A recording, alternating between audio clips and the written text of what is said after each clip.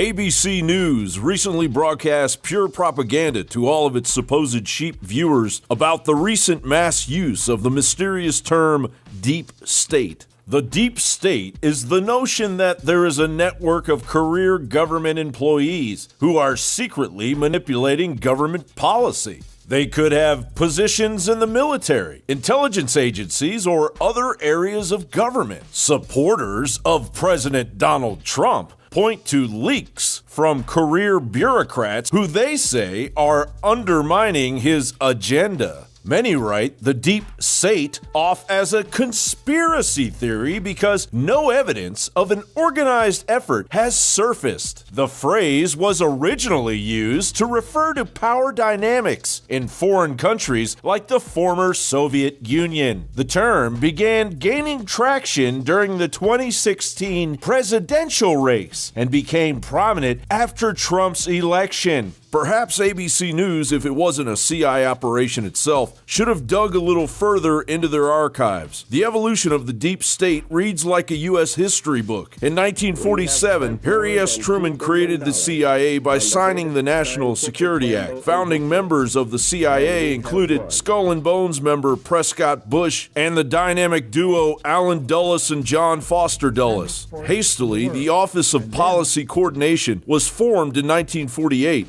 Radio Free Europe in 1949, Operation Mockingbird in the 1950s, where at least 25 media organizations and 400 journalists immediately became CIA assets. MKUltra mind control operations began around 1953. The 1961 deep state coup of our executive branch, as Allen Dulles led the Operation Mongoose fiasco, resulting in the Bay of Pigs that nearly annihilated the United States. The JFK assassination, which we will know more about the deep state's actual involvement as the 25th anniversary allows secret documents to be released in October of this year. The false Gulf of Tonkin narrative, the murder of over 20,000 Vietnamese civilians in Operation Phoenix, Operation Chaos, which tracked thousands of protesters and organizations, the Iran-Contra affair, the weapons of mass destruction lies to get us into the Iraq War, and the deconstruction of the Middle East, and that is merely scratching the surface. It would be easier if it were a conspiracy you're describing, but that's not the case, is it? This is something that hides in plain sight. It's kind of a natural evolution when so much money and political control is at stake in the most powerful country in the world.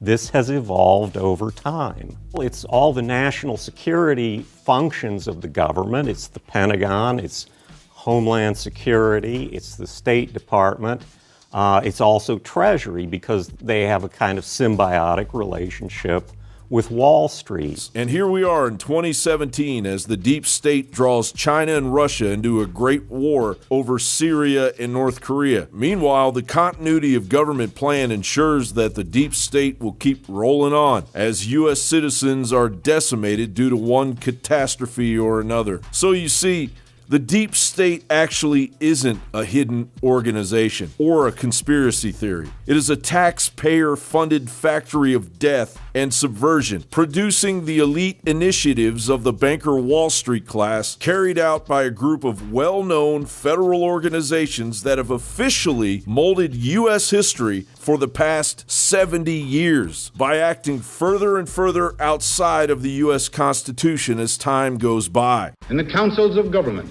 we must guard against the acquisition of unwarranted influence, whether sought or unsought, by the military-industrial complex.